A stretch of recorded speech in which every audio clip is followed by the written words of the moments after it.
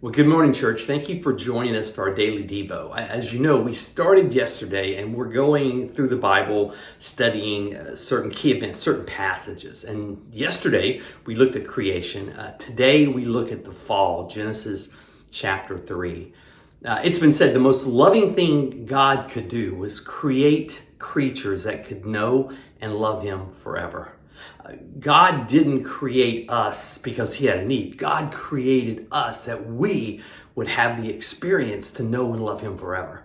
And as we finish creation, God has now created a perfect world. He's created Adam and Eve who are without flaw, without sin.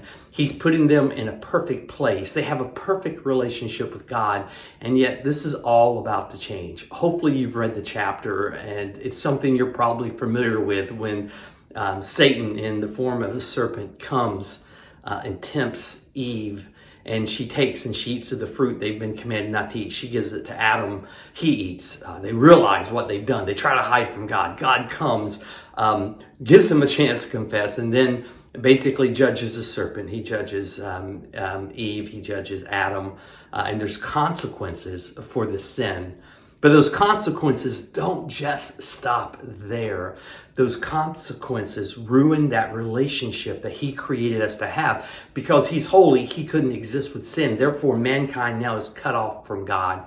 And we know He puts into play this action, this plan to come in the flesh through Christ and to become the perfect sacrifice for us. But I guess as I'm reading this chapter, I think of, as a pastor, many times I've got those really tough calls that have come in where there's been a tragedy in life, where someone has died, and many times in a way that's very tragic. I remember one in which it was a teenage boy who was at a stop sign, and a drunk driver came behind who was intoxicated and just ran right through him and took his life. And I remember parents who were so hurt. And I remember showing up that night, and I knew all I was practicing was the ministry of presence, that they wouldn't even remember what I said, but they'd remember I was there, that I prayed for them, that I cried with them, that I listened to them. But in the weeks that came later, those parents came and they talked to me, and they asked a question that any of us who've lost someone tragically, in this world, maybe we lost them to cancer, maybe it was an event like this,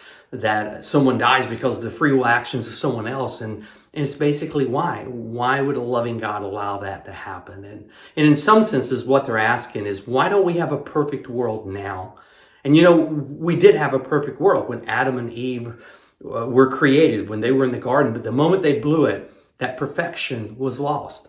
And the sin, the sickness, the disasters, all these things that happen are a result of sin. We're in a fallen world. And a lot of people say, I don't understand. Why can't we be in a perfect world? And guess what? There's good news. We can be in that perfect world, but now it's in the future. See, we can come to know Christ.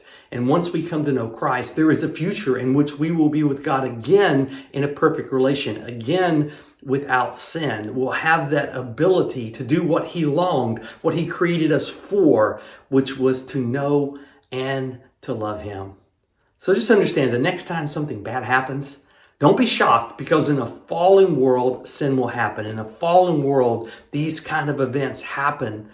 And it just reminds us of our need for God, of this world's need for God. But it also gives us a hope that through Christ, we have the ability one day to be freed from this presence of sin, to be freed from the consequences our world is under now because of the fall in Genesis chapter 3. Guys, I hope you enjoy as we go through the whole Bible this year, looking at major passages, and I hope you'll stay with us as we work through our daily devos.